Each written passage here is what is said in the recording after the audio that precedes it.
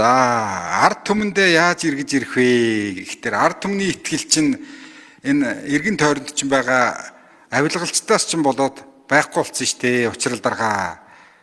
Та одоо тэр нэм усраг ван их засаг гээд одоо их хааны одоо хуулиар одоо ингээд үзэл санаагаар бас хүмүүцсэн залуу гэж харж байна. Одоо ардд чинь алд үе минь алжаавал алжаат гой, ахуй төрмөн бүү алжаат гой гэд ингэ байж байна.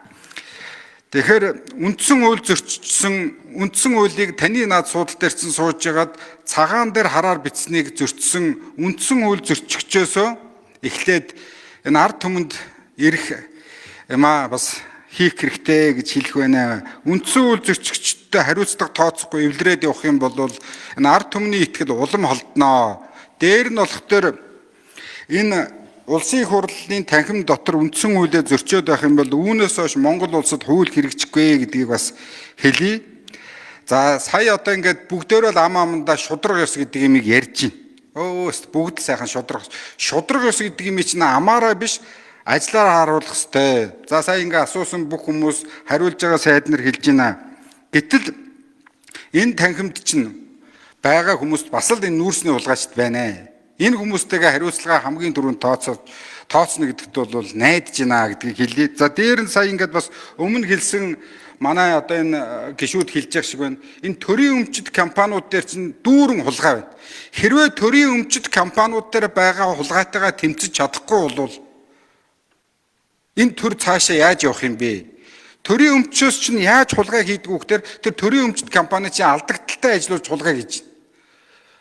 Гэхдээ нэг саяхан хэдхэн жилийн өмнө энэ Бямб зогт одоо энэ зам тээврийн сайд байхдаа бүх аймаг руу нэг онгоц нисгээл гэхдээ нэг Мят гэж компани одоо ингээд энэ нэг гайгүй ашигтай ажиллаад би жилд нэлээд ашигтай ажиллаж байна да гэж ингээл явжсэн чинь одоо яг өнөөдрийн байдлаар 2025 оны 9 сарын байдлаар 6 тэрбум төгрөгийн алдагдaltaй.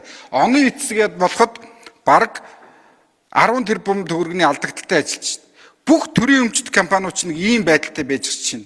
Цахилгаан холбоо гэдэг компани байна. Учрал их хурлын даргаыг сайд байхад нь аудитаас энэ хүн төрийн өмчийн төрийн хөрөнгөөр төрийн мөнгөөр арх худалдаж авсан байна гэдэг аудитын дүгнэлт нь хүртэл ирсэн мэт. Гэхдээ тийм хүмүүстэй хариуцлага тооцож чадахгүй бол энд төрөв гэж байж яах юм бэ? Одоо энд байж байгаа энэ нүүрсчдийн чинь цаана байгаа тэр цүнх баригчтай хариуцлага тооцож чадахгүй бол энэ зарчим гэдэг зүйлийг ярихгүй бол хүмүүсээ энэ төрд итгэж улам олдлоо. Яг энэ чигээрээ байх юм бол хідэн цүнх баригчд болсон нүүрсчд нь баяжаад ард түмэн нөгөө танаа саран гэрлийн гэлдгээр улам доошо баларлаа штэ. Төрийн өмчит компаниудын захирлуудтай холбоотой асуудлаар засгийн газрын хэрэглэх газар, хяналт хэрэгжүүлэх газар тэргүүн шадар сайдаар хяналт шалгалтын ажил явуулж байгаа. Хяналт шалгаад тодруулаад танд гэж хариу өгье. Хэрвээ хууль зөрчсөн таны хэлж байгаа тэр олон тэрбумын бензиний асуудал, альва асуудал, хууль зөрчсөн үр шиггүй ажилласан асуудлууд байгаа бол хариуцлага тооцож ажиллана. За инх хоёр сайдд хэлэхэд инх хоёр сайд бас олон жил төрийн алба бачлаа. Говьолтойгоос бас их хурлын гишүүн байсан хүн. Тэгэхээр та одоо энэ бүсүүдийн одоо ялангуяа баруун бүсийн ард иргэд төвийн бүсийн ард иргэдээс 2 дахин бага орлоготой, дээр нь дахиад 2 дахин бага орлоготойгоос гадна 2 дахин илүү өртгөөр амьдарч байна.